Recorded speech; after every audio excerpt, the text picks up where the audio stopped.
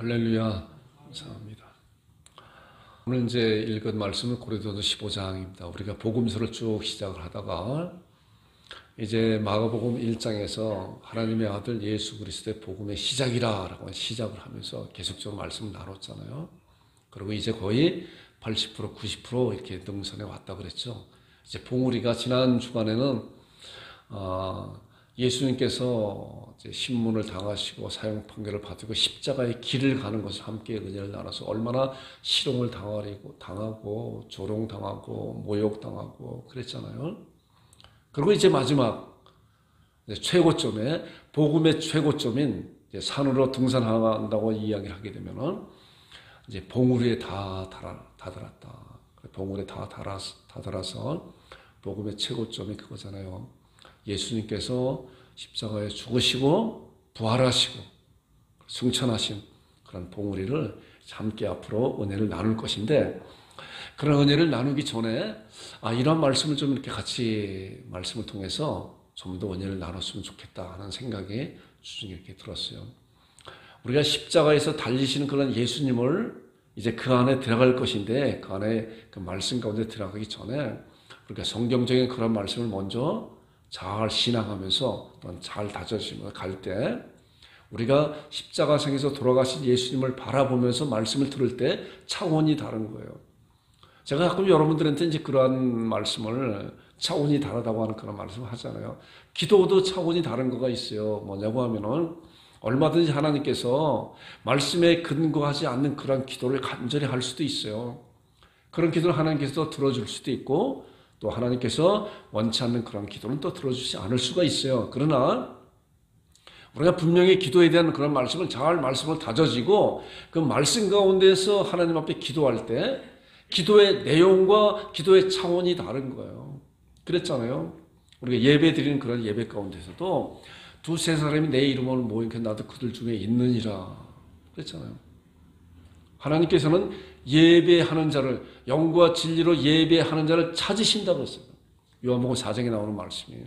그렇기 때문에 우리가 예배 가운데 하나님에 나올 때, 우리가 하나님 앞에 나올 때 하나님께서 그러한 믿음을 보고 그에게 말씀을 통해서 여러 가지를 통해서 은혜를 부어주신다는 거예요.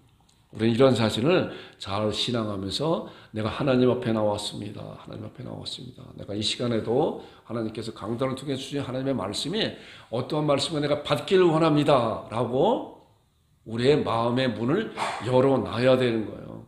자, 열어놓는다고 구체적인 그런 말씀은 강단을 통해서 나오는 그 말씀이 이제 하나님의 말씀은 그리스도 예수 안에서 얼마든지 예가 되라니 우리가 아멘하여. 그 아멘 잘하라고 그랬잖아요. 이 목사도 그렇게 아멘을 잘하는 그런 편이 아닌데, 가능한 한 아멘을 잘하려고 속으로 해도 되고 또한 겉으로 해도 돼요. 그래서 아멘, 내 그 말씀을 받겠습니다. 아멘은 그 말씀 내가 받겠습니다. 내 문 열어놨습니다. 그 말씀 맞습니다. 그런 말씀이잖아요. 아멘은 여러분들과 제가 되기를 주님 여러분 축원드립니다. 자, 이제 본문의 말씀을 보겠습니다. 제가 까만 말씀은 제가 읽고 파란 말씀은 여러분들이 읽겠습니다. 형제들아, 내가 너희에게 전한 복음을 너희에게 알게 하노니 이는 너희가 받은 것이요 또 그 가운데 선 것이라. 너희가 만일 내가 전한 그 말을 굳게 지키고 헛되이 믿지 아니하였으면 그로 말미암아 구원을 받으리라. 자, 이 말씀을 보니까 전한 복음, 그 복음이 어떤 거예요? 그 말, 복음의 말을 굳게 지키고 헛되이 믿지 아니하였으면 그로 말미암아 구원을 받으리라. 이제 고린도 성도들에게 사도 바울이 이제 말씀을 하고 있는 거예요. 자, 그리고 3절, 내가 받은 것을 먼저 너에게 전하였노니 이는 성경대로 그리스도께서 우리 죄를 위해 죽으시고 장사 지낸 바 되셨다가 성경대로 사흘 만에 다시 살아나사. 자, 내가 받은 그 복음이 너희들에게 전하였는데 그 복음의 핵심이 무엇인가? 바로 예수 그리스도께서 성경대로 그리스도께서 우리 죄를 위해 죽으시고 성경대로 그리스도께서 장사 지낸 바 되셨다가 사흘 만에 부활하셨다 이거예요. 그래서 이제 장사 지낸 바 되셔서 사흘 만에 부활하셨다는 그런 말씀에 대해서는 이제 다음번에 말씀을 나눌 거고, 오늘은 이 말씀을 나눌 거예요.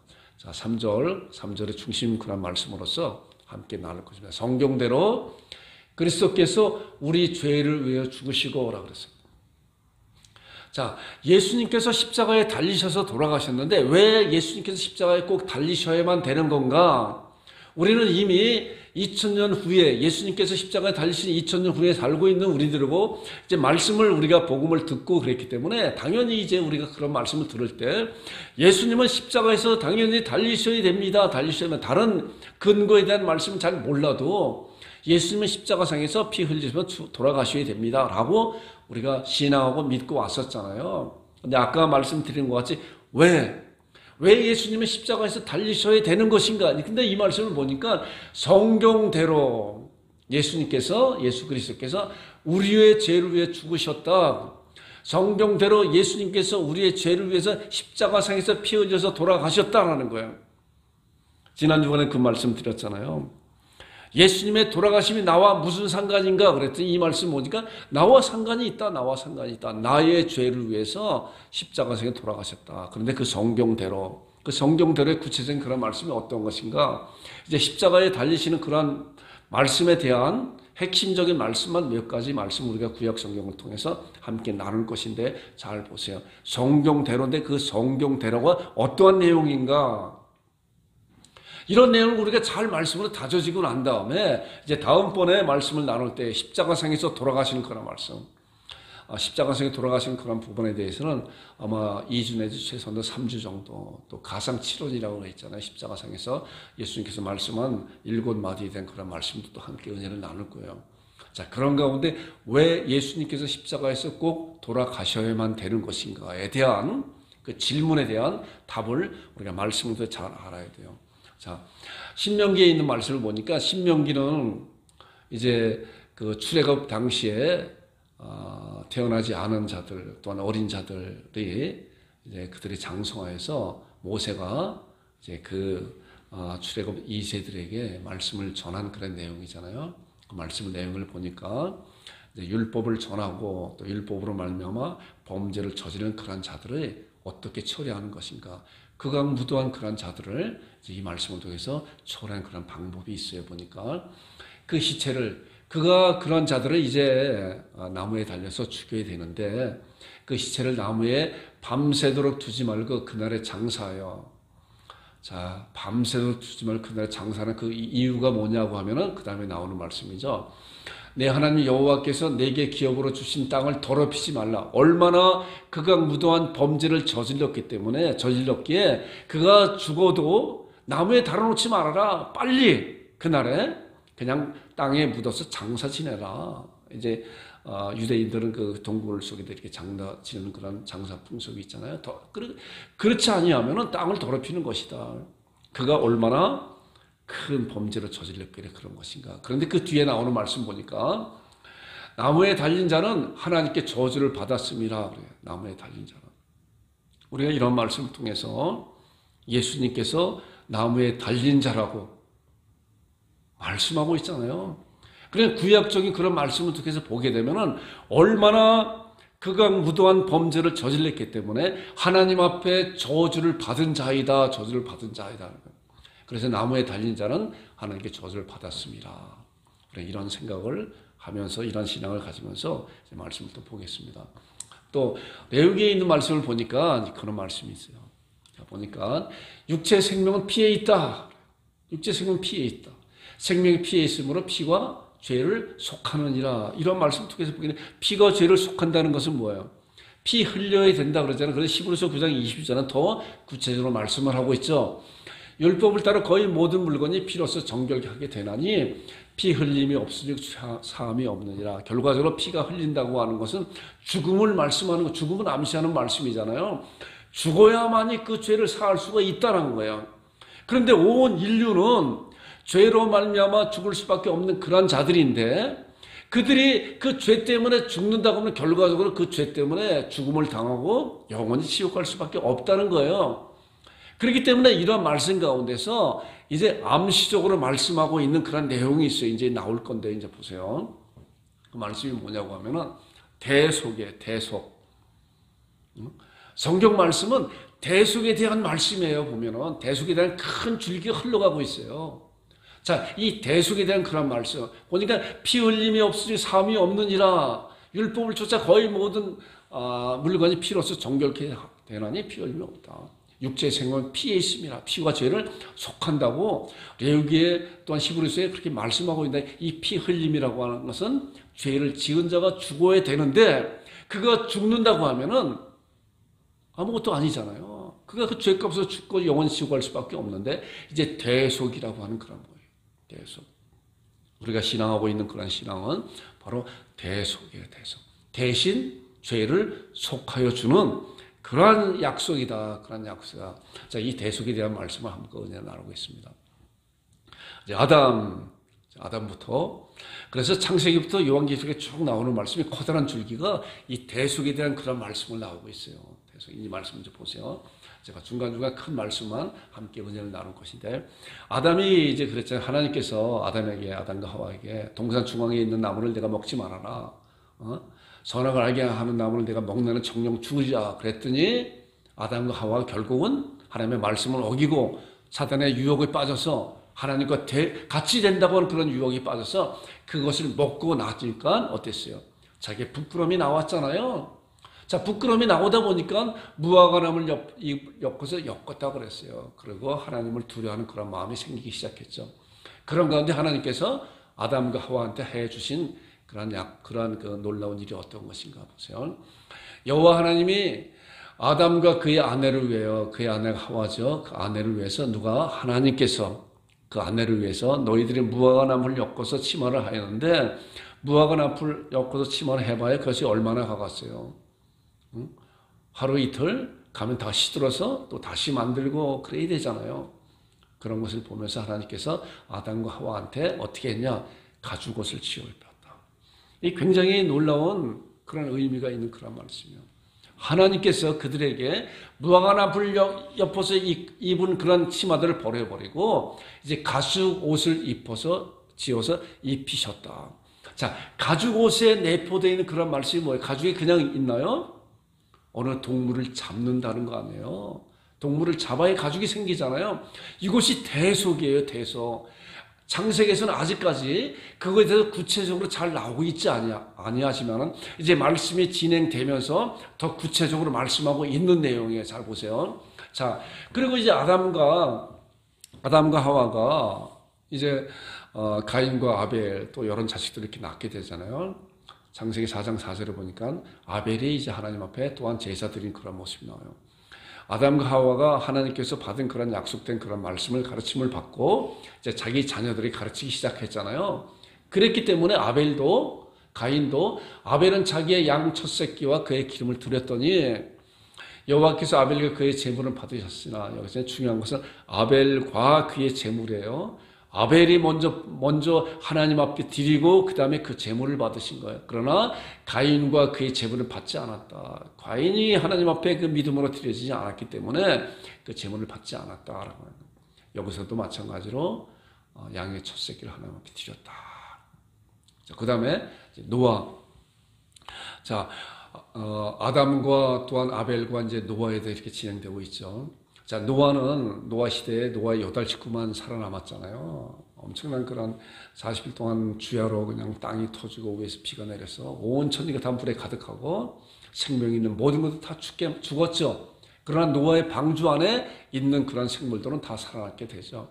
그리고 그 물이 이제 마르기까지 오랜 시간이 걸렸어요. 오랜 시간이 걸려서 이제 물이 완전히 다 물이 어느 정도 다 마르고 나서 이제 노아가 밖에 나오게 되죠. 그리고 첫 번째 한 거가 뭐냐고 하면은 노아가 여호와께 제단을 쌓고 모든 정결한 짐승과 모든 정결한 새 중에서 제물을 취해 번제로 제단에 드렸다. 좀 이제 아까 아담과 아벨에 드린 것보다도 좀 더 구체적으로 번제로 드렸다. 제물을 삼아서 번제로 드렸다고 하는 것은 이제 동물들을 잡아서 각을 띄고 그다음에 피의 제사를 드리고 어떤 그런 동물들은 제단에서 불살라 이렇게 드려지는 그러한 것이 이제 번제로 드린 거예요. 번제로 드렸다. 그래서 성경 말씀을 보니까 처음부터 다 풀어준 것이 아니라 점차적으로 진행되면서 풀어주는 그런 말씀들이 있어요. 노아. 그 다음에 아브라함은 이제 더 자세히 이제 보세요. 얼마나 하나님께서 아브라함을 통해서 또한 말씀을 많이 이렇게 풀어주셨나. 아브라함이 75세에 이제 갈대 우르를 떠나서 하나님의 부르심을 받아서 이제 갔잖아요. 그리고 몇 살에 아브라함이 자기 자녀를 낳죠. 이삭을 100세가 돼요. 아브라함 100세가 되어 자기 몸에 죽음과 살아있을 죽음을 알고도 믿음에 약해지지 않고 믿음 없이 하나님의 약속을 의심치 않고 믿음에 견고해져서 하나님 앞에 영광 돌리고 약속하신 걸 또 능히 확신하였다라고 하는 그런 말씀과 같이 하나님의 약속을 믿고 그 약속에 따라서 하나님께서 아브라함과 하와한테 절대로 이 세상 논리로서는 아이를 생산할 수 없는 할아버지와 할머니가 되었음에도 불구하고 하나님은 하시잖아요. 믿음을 보시고 굉장히 중요한 그런 말씀에서 우리들에게 주시는 놀라운 은혜예요. 그래서 아브라함은 이제 100세가 되어 이제 이삭을 얻었잖아요. 그래서 이삭을 얻어서 이제 이삭이 아마 한 열 몇 살이 된 것 같아요. 나중에 하나님께서 창세기 22장에 보니까 하나님께서 아브라함이 얼마나 100세가 되어서 얻은 아들이 사랑스럽고 귀엽겠어요. 그러니까 하나님께서 아브라함에게 말씀하는 거가 내 아들, 내가 사랑하는 독자 이삭을 내가 지시할 땅에서 나에게 번제를 드려라. 아까 번제 나왔잖아요. 노아 때. 번제를 드려서 그를 죽여서 피의 제사를 드려라는 거예요. 아브라함에게. 그러니 얼마나 청천벽력 같은 그러한 명령이에요. 하나님께서. 그런데 아브라함은 75세의 부르심을 받아서 너의 본토 친족 아비 집을 떠나 내가 너에게 지시할 땅으로 가라. 내가 너로 말미암아 많은 민족의 복을 얻을 것이라고 하는 그런 약속된 말씀을 붙잡고 나왔음에도 불구하고 그런 약속된 말씀이 금방 이루어지지 않았어요. 75세 또 100세 또 10몇 년 지나게 되면 몇 세? 거의 한 40년 정도 이렇게 지나가야 40년 지나가서 이제 믿음의 사람으로 변한 아브라함을 볼 수가 있어요. 아브라함은 아침에 일찍 일어나서 이제 짐을 지우고 아들에게 장작을 치우고 그리고 이제 하나님의 말씀 따라 갔잖아요. 가서 이제 모리의 산에 가서 하나님께서 말씀한 약속대로 이삭을 정말 제단에다 올리고 죽이는 그런 시점에 우리가 창세기 22장에도 아주 리얼하게 그렇게 말씀이 나와요. 죽이는 시점에 하늘에서 아브라함아 네가 하는 일 하지 말아라. 그리고 이제야 내가 나를 경외하는지 알았다. 그래서 이제 너로 말미암아 많은 민족의 복을 얻을 것이라고 하는 그런 약속된 말씀이 이제 성취할 거다라고 그때 해준 거예요. 이미 한 40여 년 전에 말씀했던 그 약속이 믿음의 그릇이 될 때까지 하나님께서 기다리고 있었다는 거예요. 그리고 하나님께서는 우리 믿음의 사람들을 테스트해요. 테스트. 시험이라고 하는 그런 단어는 두 가지 의미가 있어요. 유혹과 테스트예요. 사단 마귀는 우리를 유혹해요. 그러나 하나님께서 우리를 테스트하는 거예요. 똑같은 하나님께서 우리를 시험합니다. 사단 마귀도 우리를 시험합니다. 라고 하는 그런 단어 가운데 두 가지의 다른 그런 의미가 있다는 것을 우리 알아야 돼요. 우리도 마찬가지로 어느 상황 가운데서 우리를 하나님께서 테스트하는 그런 것이 있어요. 그리고 우리의 믿음을 달아보신다니까. 믿음을 달아보세요. 네가 이제 됐다. 이 말씀을 이 약속을 받을 그릇이 됐다라고 할 때, 그때 하나님께서 그 약속된 말씀을 이 땅에 성취하는 통로로 우리를 사용해 주는 거예요. 아브라함도 마찬가지 그런 거예요. 약 40년 동안 하나님께서 기다렸다가, 이제야 네가 사랑하는 독자도 아낌없이 나에게 드리는 것을 보고, 이제야 네가 나를 경외하는지 내가 알았다라고 하고 아브라함에게 약속된 그 약속을 하나님께서 부어주기 시작을 한 거잖아요. 그런 거예요. 자, 그런 가운데 이 말씀을 보니까 아브라함이 그러고 난 다음에 아브라함이 눈을 들어 한 순양이 뒤에 있는데 뿔이 수풀에 걸려 있는지라. 자, 아주 정말 절묘한 그 기회가 되었잖아요. 보니까.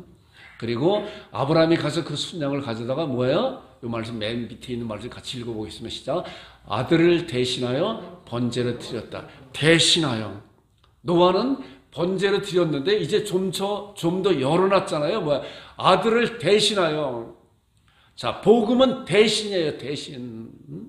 우리가 죽어야 될 것을 예수 그리스도께서 대신 성경대로 죽으시고 성경 말씀대로 사흘 만에 살아나셨다는 거예요.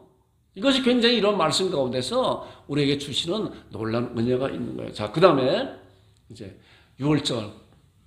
자, 이스라엘 백성들이 아브라함의 아들 이삭의 아들 야곱, 자, 야곱의 12아들 가운데 있었잖아요. 12아들 가운데 이제 요셉이 있었는데, 형들의 그 시기함을 받아서 이제 애굽으로 팔려가잖아요. 그래서 이제 여러 가지 뭐 흉년과 그런 우여곡절 끝에 이제 그 아브라함의 그 자식들 또 순지들 다 애굽으로 가서 살게 되죠. 그리고 430년 있다가 이제 애굽에서 출애굽하게 되죠. 처음에는 애굽 왕 가운데서 요셉의 국무총리로 있었기 때문에 얼마든지 평안한 가운데 살 수 있었지만은 애굽에 다른 왕이 세워졌다. 아마 정권이 바뀐 것 같아요. 그러다 보니까 이제 이스라엘 백성들이 그 안에서 굉장히 이제 종같이 종노릇하면서 아주 어려운 가운데 있었는데 하나님께서 그들의 부르짖음을 들으시고 하나님의 약속된 대로 모세를 통해서 이스라엘 백성들을 애굽에서 출애굽하게 되죠. 자, 그런 가운데 우리 큰 노를 봤을 때는 하나님께서 애굽의 이스라엘 백성들을 몰아놓고 거기서 하나님의 군대를 만드신 거, 하나님의 군대. 다른 말씀은 하나님의 군대다. 그리고 이제 군대를 거기서 출애굽시켜서 아브라함에게 약속한 그 가나안 땅을 행하게 하잖아요. 자, 그런 가운데 이제 모세를 통해서 하나님께서 바로 왕한테 가서 이러니 하나님께서 이제 이스라엘 백성들, 내 백성을 놓아라. 그랬잖아요. 그래서 10가지 재앙을 첫 번째, 그게 이제 피게이파, 악도금의 흑장 이렇게 해서 10가지예요. 그 전에 이제 그런 것을 이렇게 첫 글자만 외운 건데 피게이파, 악도금의 흑장. 자, 피게이파는 뭐예요? 피의 재앙, 그 다음에 개구리, 이의 재앙, 파리 재앙. 이제 그렇게 해서 마지막에 아홉 번째 재앙은 흑암 재앙, 그리고 10번째 재앙은 흑장, 장자가 죽는 그런 재앙을 마지막으로 계속적으로 그런 재앙을 당할 때마다 바로가 마음이 바뀌어서 이스라엘 백성들 가라고 해도 금방 마음이 바뀌어서 다시 이스라엘 백성들을 못 가게 하고 그러다가 이제 마지막 10번째 재앙은 그런 거예요. 장자가 죽는 그런 재앙. 그리고 동물의 첫 새끼가 죽는 그런 재앙이 마지막 10번째 재앙이다. 그런데 하나님께서 이제 모세를 통해서 이제 이스라엘 백성들한테 말씀하고 있는 거, 약속된 말씀이 뭐냐고 하면은 너희 이스라엘 백성들은 이제 어린 양을 잡아서 그 피를 집 좌우 문설주와 인방에 발라라. 집 바깥에 인방에 발라라. 그리고 그 양을 만약에 식구가 적으면은 이웃집과 같이 그렇게 나누면서 그렇게 하라. 그리고 그 양의 그 몸은 다 그날로 전부 다 소화할 수 있도록 그렇게 하라. 먹고 남는 것은 전부 다 이렇게 소각하고 그렇게 하라라고 이렇게 말씀하고 있어요. 자, 그렇게 말씀하는 가운데 이제 때가 되어서 이스라엘 백성들이 모세가 말씀한 그 말씀 약속대로 그렇게 행했잖아요. 그러고 나니까 이거예요. 내가 애굽 땅을 칠 때, 하나님께서 애굽 땅을 칠 때 그 피가 너희가 사는 집에 있어서 너희를 위해 표적이 될지라. 그리고 내가 피를 볼 때 너희를 넘어가리니 재앙이 너희에게 내려 멸하지 아니하리라. 자, 점차적으로 말씀이 많이 구체적으로 열리고 있어요.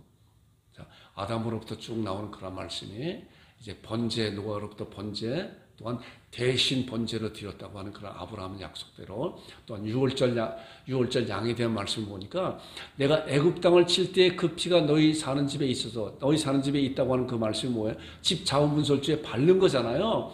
그리고 너희를 위해 그것이 표적이 될 것이라. 내가 피를 볼 때 너희를 넘어가리라. 재앙이 너희에게 내려 멸하지 아니라. 이 말씀은 그 집안에 있는 사람이 어떠한 사람이든 간에 관계가 없이 어린아이든 어르신이든 또한 이방인이든 유대인이든 애굽인이든 관계가 없이 바깥에 피만 발라 있으면은 그 집을 넘어갈 것이다. 그 집은 안전하게 될 것이다. 라는 거예요.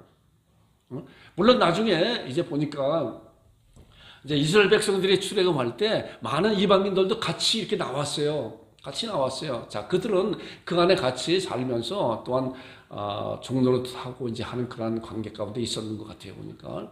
그러니까 중요한 것은 뭐냐고 하면 피를 볼 때 넘어갔다. 그 안에 정말 여러 가지로 범죄한 자가 있다고 해도 하나님께서 그걸 개치 아니하고 바깥에 피를 발랐느냐 안 발랐느냐 그거 가지고 그 집을 살아남게 하고, 그것이 없는 집은 아무리 선하게 살았다고 해도 아무리 돈이 많다고 해도 관계없이 다 멸망을 당할 수밖에 없는 장자가 죽는 또한 동물의 그 첫 새끼가 죽는 그러한 재앙을 당할 수밖에 없었다고 하는, 이것이 바로 이제 이스라엘 백성들이 애굽에서 나올 때, 그래서 유월절 제정이 여기서 나온 그런 말씀이에요. 자, 그 다음에 유월절, 이제 그 다음에 나오는 말씀이, 너희는 이 날을 기념하여서 여호와의 절기를 삼아서 어떻게 해요? 영원한 규례로 대대히 지켜라. 이것이 바로 유월절이다. 너희 후손들이 이런 유월절을 지킬 때 이것이 어떤 의미가 있습니까? 라고 말할 때 너희는 이렇게 가르쳐자. 애굽에서 하나님께서 강권적으로 출애굽시키는 그런 가운데 애굽의 모든 집들은 하나도 빠짐없이 피를 바르지 않은 그런 집들은 다 장자가 죽는 그런 엄청난 그런 재앙을 닥친 것인데, 이제 하나님의 자녀들, 또 하나님의 약속된 말씀을 믿고 집사와의 피를 바른 그런 자들은 다 살림을 받아서 이렇게 살아남았다라고 하는 거예요. 자, 이 말씀에 대해서 이제 아직까지 율법이 주어지지 않은 가운데 있었잖아요. 그래서 이러한 약속된 말씀을 이제 하나님께서 모세를 통해서 이제 출애굽기 20장부터 이제 계속적으로 율법에 대한 그런 말씀이 나오는데, 레위기에 그 말씀에 대한 말씀을 잘 말씀하고 있어요. 문서화된 말씀을 하고 있잖아요. 율법은 이제까지 주어졌었던 그런 약속된 그런 말씀을 문서화로 말씀한 내용이 이제 율법이에요. 자, 피에 대한 그런 말씀을 보니까, 유월절에 대한 말씀을 보니까 레위기 23장 4절에 5절, 이것이 너희가 그 정한 때에 성회로 공포할 여호와의 절기들이라. 첫째 달 열나흘 저녁은 여호와의 유월절이라 그랬어요. 여호와의 유월절이라. 이 날을 유월절을 정해서 유월절을 대대로 지켜라라고 율법에 정해지고 있어. 그리고 이 유월절을 언제까지 지켰는 건가 보니까 이제 사사 시대에도 그랬고, 또한 왕정 시대, 뭐 사울과 또는 다윗과 또는 솔로몬 왕 쭉 왕정 시대, 그러고 난 다음에 아수르와 바벨론은 또 멸망해서 포로 시대가 있었잖아요. 포로 시대에도. 그리고 이제 로마의 그 지배하에 있었던 그러한 시대, 예수님의 시대에도 있었어요. 마가복음 14장 12절에 보니까 예수님도 율법을 지킨 그런 내용을 보게 돼요. 보니까 목요일에 첫날 곧 유월절 양 잡는 날에 제자들이 예수님께 여짜왔대요. 예수님, 주님이시여, 우리가 어디로 가서 선생님께서 유월절 음식을 잡수시게 준비하기를 원합니까? 이 말씀을 보니까 예수님께서도 십자가 달리시기 전까지 이제 이런 말씀을 통해서 유월절이 모세에게 주어졌었던 그런 율법으로 정해진 그런 율법을 계속적으로 지켜왔다고 하는 그런 말씀을 우리가 이런 말씀을 통해 알게 되죠. 그랬더니 예수님께서 어떻게 해서 제자들을 2명을 이제 예루살렘 성내로 보내서 너희가 가서 물동이를 가지고 가는 사람을 따라가라. 그 사람이 가는 그 집에 그 주인을 불러서 우리 주님께서, 우리 선생님, 우리 주님께서 이제 유월절 지킬 수 있는 그런 방을 내라 하면 줄 거다. 그래서 그대로 했더니 어땠어요? 그가 우리 전에 이제 그 말씀 같이 은혜를 나눴었던 거예요. 그 주인이 이제 유월절 전할 수 있는 그런 방을 이렇게 내주게 되잖아요. 그래서 거기서 유월절을 지키면서 이제 유월절 음식을 먹고 또한 세족기도 과하고 또한 만찬을 행하게 되잖아요. 만찬을 행하게 되고 정만찬을 행하는 그런 재정적인, 정만찬을 처음 제정하는 이것이 바로 새 언약의 그런 실제적으로 일어나는 그런 일에 대해서 하게 되죠. 자, 그렇다고 하면은 이제 보세요. 율법이 어떤 것인가? 자, 율법이 어떤 것인가? 계속적으로 몇천 년 동안 율법을 지켜왔었던 그런 유대인들에게 율법이 어떤 것인가를 우리가 잘 다져놔야 이제 예수님께서 십자가에 돌아가시는 그런 내용이 어떤 것인가 구체적으로 잘 알 수가 있고, 또 신앙하면서 단순히 예수님이 내 죄를 위해서 십자가에 돌아가셨습니다, 살아나셨습니다 라고 하는 것보다 말씀에 근거한 것을 분명히 가지고 우리가 그러한 말씀에 들어갈 때 하나님께 주시는 은혜가 차원이 다른 그런 것을 알 수가 있어요. 자, 율법은 뭔가? 율법은 이제 이런 거예요. 히브리서 10장 1절에 아주 정확하게 잘 나와 있어요. 율법은 장차 올 좋은 일의 그림자일 뿐 참 형상이 아니다. 율법은 그림자일 뿐이다. 무엇을 가리키는 것인가? 이제 장차 올 좋은 예수 그리스도를 가리키는 그런 것이다. 그래서 해마다 늘 드리는 같은 제사는 나오는 자들을 언제나 온전하게 할 수 없다. 자, 율법으로 드려지는 그런 제사는 날마다 또한 1년에 1차씩 날마다 드려져야 되는데, 또한 제사장 된 수요들 많은 거예요. 왜냐하면 제사장들도 언제 어떻게 그 생명이 끊을지 모르기 때문에 그 율법의 제사가 중단되지 않기 위해서 제사장 수요도 많고 그렇다는 거예요. 그런데 그 율법은 장차올 좋은 일의 그림자일 뿐이고 참 형상이 아니다. 누구를 가리키는 거예요? 예수님을 가리키는 그런 말씀이 암시되어 있잖아요. 근데 그 말씀에 대해서 갈라디아서 3장 19절. 그래서 율법에 대한 말씀은 히브리서 10장 1절과 갈라디아서 3장 19절에 나오는 말씀은 잘 알아요. 그런즉 율법이 무엇냐? 율법이 무엇냐? 범법함으로 더해진 것이라 천사들을 통해서 중보자의 손을 베푸신 것인데 뭐야? 약속하신 자손이 오시까지 있을 것이다. 이 말씀에서 분명히 율법의 시작과 율법의 마침이 있다고 그랬잖아요. 약속하신 자손, 누가 약속하신 자손? 예수 그리스도가 이 세상에 오실 때까지 율법의 제사를, 유월절의 양을 잡는 그러한 일을 계속하는 것이다. 그렇기 때문에 예수님께서도 이제 그 약속하신 자손이 오셔서 행해야 될, 십자가상에서 돌아가셔야 될 그러한 일을 하기 전까지는 이제 그러한 일을 행하셨다는 거예요. 약속하신 자손이 오시기까지 있을 것인데, 자, 이 말씀에서 이제 보면은 그 약속하신 자손이 언제 오실 것인가. 갈라디아서 4장 4절에 잘 말씀을 나오고 있어요. 때가 참에, 자, 하나님의 때가 차는 거예요. 우리는 하나님의 시간표대로 그런 시간표를 잘 살펴볼 줄 알아야 돼요. 예수님께서 이제 때가 참에 하나님께서 약 2000년 전에 이 세상에 보내시게 되잖아요. 때가 참에 하나님이 그 아들을, 누가요? 하나님께서 아들을 보내신 거예요. 하나님의 아들을 여자에게서 나게 하시고 마리아에게서 나게 하시고 처녀의 몸에서 나게 하시고 율법 아래 나게 하신 것은, 자, 율법 아래 나셨기 때문에 예수님도 인간의 몸을 입으시고 이 세상에 오셨기 때문에 율법을 지켜냈잖아요. 그런데 아까 말씀해 보니까 약속하신 자손이 오실 때까지 있을 거가 바로 율법이라 그랬잖아요. 그래서 율법은 장차 오는 것의 그림자의 참 형상이 아니다. 그래서 율법이 가르치는 것은 바로 예수 그리스도께서 메시아가 이 세상에 오실 때, 오셔서 십자가상에서 완성시킬 때 그 율법의 그 효력이 끝나는 것이다라는 것. 율법 아래 나게 하신 것은 율법 아래 있는 자들을 속량하시고 우리를 아들의 명분을 얻게 하려 하십니다. 자, 속량은 값주고 산 그런 단어라고 했잖아요. 속량하셨다, 율법 아래 있는 자들을. 이 속량이라고 하는 그런 말씀 가운데 내포되어 있는 건 뭐예요? 예수님께서 십자가에 달리셨다. 아들로 오시고 여자에게 나시고 율법 아래 나셔서 율법의 저주를 받고 나무에 달린 자마다 저주를, 하나님께 저주를 받은 자라. 그래서 그 저주로 말미암아 이제 대신 우리의 죄를 대신하여 지고 하신 예수님께서 우리를 속량하셨다. 그리고 우리를 아들의 명분을 얻게 하신 것이다. 자, 요한일서 4장 10절에도 이제 이 말씀을 보면은, 우리가 여러분들 이제 이런 말씀을 좀 잘 이렇게 다져놓으세요. 보면은, 사랑은 여기 있으니 하나님을 사랑한 것이, 우리가 하나님을 사랑한 것이 아니라 하나님이 우리를 사랑했다. 맞는 말씀이잖아요. 모든 것이 다 하나님께서 하신 거예요. 이것이 하나님의 은혜고 선물이라는 거예요. 하나님이, 내가 하나님을 사랑한 것이 아니라 하나님께서 나를 사랑하사 그 사랑에 대한 구체적인 신뢰가 뭐냐고 하면은, 우리 죄를 속하기 위해요 화목제물로 그 아들을 보내셨다. 화목제물로. 자, 화목제물은 뭐야?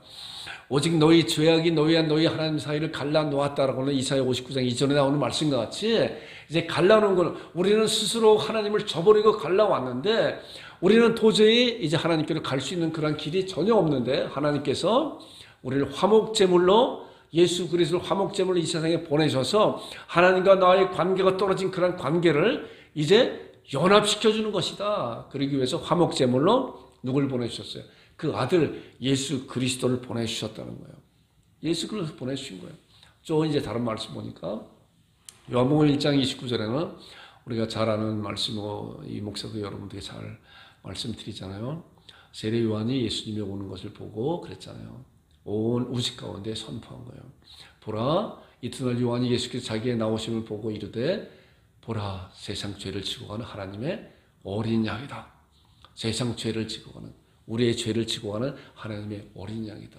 화목 제물로 오신 그분은 바로 우리의 죄를 짊어지고, 우리의 죄를 짊어졌다고 하는 그런 정확한 말씀이 이사야 53장 6절에 그랬잖아요.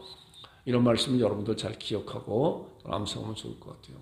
우린 다 양 같아서 그릇 행하여 각기 제 길로 갔고는 여호와께서는 우리 무리의 죄악을 그에게 담당시켰다라고 하는 놀라운 약속된 말씀이, 우리는 그 말씀을 부여잡고 있어야 돼요.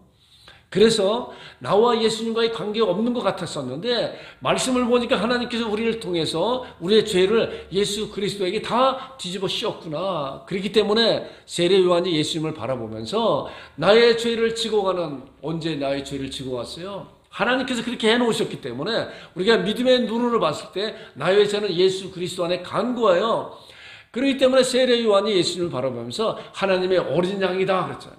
자, 어린 양이 뭐 어린 양? 아까 유월절 양, 어린 양을 잡았다 그랬잖아요.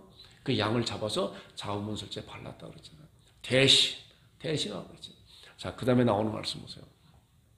고린도서 5장 7절에 나오는 말씀 더 좀 구체적으로 말씀하고 있어요. 너희는 누룩 없는 자인데 새 덩어리가 되기 위해 누구 누구를 내어버리라. 우리의 유월절 양, 또 구체적으로 말씀하고 있지만 어린 양, 화목 제물, 유월절 양이 바로 그리스도라는 거예요. 유월절 양. 예수님은 유월절 양으로 이 세상에 오신 거예요. 그렇기 때문에 예수님은 말씀을 보니까 화목 제물로 오셨잖아요. 그리고 어린 양으로 오셨잖아요. 자, 예수님에 대한, 예수님께서 오신 그 모습을 보면서 이제 다른 표현을 하고 있는 거예요. 한편으로는 화목 제물이다. 하나님과 우리를 화목할 수 있는 그런 제물이다. 또 한편은 어린 양이다. 그 다음에 유월절 양이다. 자, 그렇기 때문에 예수님의 이 세상에 오신 분명한 목적은 화목제물과 어린 양과 유월절 양으로서 십자가에 달리셔야 되는 거예요. 그래서 십자가에 달리시는 거예요. 그래서 십자가에 달리시는 거예요. 우리가 이러한 약속된 말씀을 잘 다져자야, 아, 예수님께서 그래서 십자가에 달리신 거구나. 그러니까 이제 우리 본문에 나온 말씀대로, 성경대로, 이런 말씀대로 예수님께서는 뭐예요? 그리스도께서 우리 죄를 위해서 십자가에 달리셨다, 죽으셨다. 이제 이 말씀을 보면서 우리가 지금 쭉 나온 말씀을, 아, 그래서 육체의 생명 피에 있다. 피가 죄를 속하는 것이고 나무에 달린 자마다 저주를 받는 자라고 그랬는데, 예수님께서 화목제물과 어린 양과 또한 유월절 양으로 이 세상에 오셨기 때문에 예수님은 당연히 십자가에서 달리셔야 되는데, 그 달리심이 나와 무슨 관계 있는가 봤더니 성경대로 예수 그리스도께서 나의 죄를 위해서 십자가에 달리시는 거구나 라고 하는 그런 굳건한 말씀에 쓴 믿음을 갖는 여러분들이 되기를 주님의 이름으로 축원드립니다. 자, 그렇기 때문에 이제 다음번에 말씀 나눌 것인데 이거예요. 히브리서 9장 12절에 아주 놀라운 약속된 말씀이잖아요.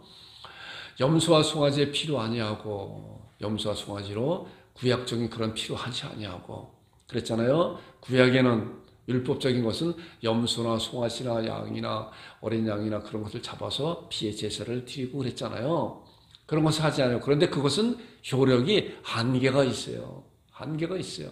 하지 아니하고 오직 자기 피로, 누구예요? 예수 그리스도의 피로. 어떻게 해요? 이 말씀 한번 읽어보세요. 예수 그리스도의 피로, 시작, 영원한 속죄를 이루사 그랬어요. 자, 아까 말씀같이 염소와 송아지의 피는 그 피의 효력이 한계가 있어요. 그러나 예수 그리스도의 그 피의 들이심은 영원, 그때부터 지금까지 영원토록 효력이 있는 영원한 속죄를 이루셨다고는 놀라운 사실을 우리에게 말씀하고 있는 거예요. 그렇기 때문에 단번에 성소에 들어가셨다. 자, 단번에 성소에 들어가셨다고 하는 그런 말씀은 이제 하나님 보좌 우편에서 이제 하나님의 자녀, 하나님의 아들로서 또한 대제사장으로서 우리를 위해서 간구하시는 그분이시고 지금도 살아 계시다고 하는 거예요. 그렇기 때문에 다른 제사장이 필요 없는 거예요. 예수님이 온전한 대제사장으로 이 세상에 오셔서 이제 죄가 하나도 없으신 여자에서 태어나시고 마리아에서 태어나시고 그다음에 율법 아래 태어나셔서 이제 율법의 저주를, 아까 말씀 보니까 그가 무도한 자들이 나무에 달려서 죽고 그들이 얼마나 그런 나쁜 범죄를 저질렀길래 저가 나무에 달리고 하룻밤 지내게 되면 땅이 더럽힌다. 그를 빨리 내려서 빨리 장사를 지내라 그랬잖아요. 그리고 나무에 달린 자마다 하나님께서 저주를 받은 자라 그랬는데 예수 그리스도께서 나무에 달리셔서 누구한테 저주를 받았어요? 하나님 앞에 온전한 저주를 다 받으신 거예요.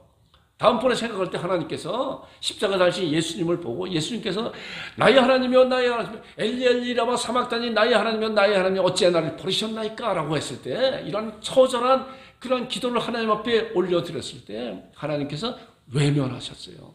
왜? 왜 외면하신 거예요? 예수 그리스도가 그런 엄청난 죄를 지고 있기 때문에. 그런데 그 죄가 바로 나의 죄라는 거예요. 그럴 때 하나님께서는 외면하시고 철저하게 저주를 다 퍼부은 거예요.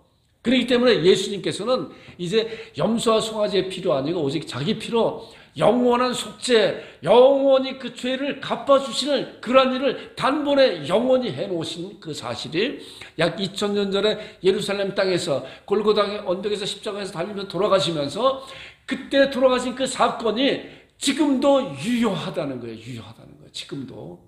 그렇기 때문에 지금도 예수 그리스도의 복음을 듣는, 성경대로 죽으시고 우리의 죄를 위해 죽으시고 성경대로 사흘 만에 살아나셨다는 놀라운 복음의 소식을 듣는 그런 자들이 그 믿음이 연합될 때, 화합될 때 그가 하나님의 자녀로 거듭나는 놀라운 역사가 있는 것이 복음의 능력이에요. 그렇기 때문에 우리가 아까 말씀드린 것 같이 우리가 복음을 내 입술로 전하지 못한다고 해도 얼마나 놀라운 복음을 전하는 그런 영상을 다른 이들에게 전할 수도 있고, 때로는 우리가 이런 말씀을 잘 다져져서 말씀을 통해서 잘 복음을 전하는 그러한 의무가, 그러한 명령이, 그러한 약속이, 그러한 책임이 우리들에게 있다는 거예요. 그렇잖아요. 여러분들 그런 말씀 많이 드렸잖아요. 말씀하신 나를 따라오느라 내가 너희로 사람을 낚는 어부가 되게 하리라고 하는 것은 우리가 하나님의 자녀로 삼아주신 우리들은 예수 그리스도의 복음을 다른 이들에게 전할 의무와 책임이 있다는 거예요. 그러므로 너희는 가서 모든 족속으로 제자를 삼아라 라고 말씀하는 거예요. 여러분들과 제가 이러한 놀라운 은혜, 영원한 속죄를 받은 그런 자들은 정말 이제는 하나님 앞에 내가 하나님의 자녀입니다 라고 하나님을 고백하면서 또한 삶을 살아내고 또한 예수 그리스도 주신 그런 놀라운 복음의 은혜를 다른 이들에게 다음 대에 증거하는 여러분들과 제가 되기를 주님의 이름으로 축원드립니다. 이제 우리 하나님 합심 기도하겠습니다. 말씀 위에 서게 하소서. 정말 말씀 위에 서야 돼요. 이 목사도 말씀 보면서 정말 말씀 위에 서야 되고, 말씀 위에 서야 우리의 믿음 흔들리지 않다. 십자가의 의미를 알게 하소서. 지금 쭉 말씀했잖아요. 그리고 자기 십자가를 지고 우리 각자에 처해 있는 그런 상황 가운데서 우리의 십자가들이 있어요. 그걸 감사함으로, 기쁨으로 또한 삶을 살아내는 여러분들과 제가 되기를 주님으로 축원드립니다. 제가 기도하겠습니다. 아버지 하나님 은혜를 감사합니다. 감사합니다.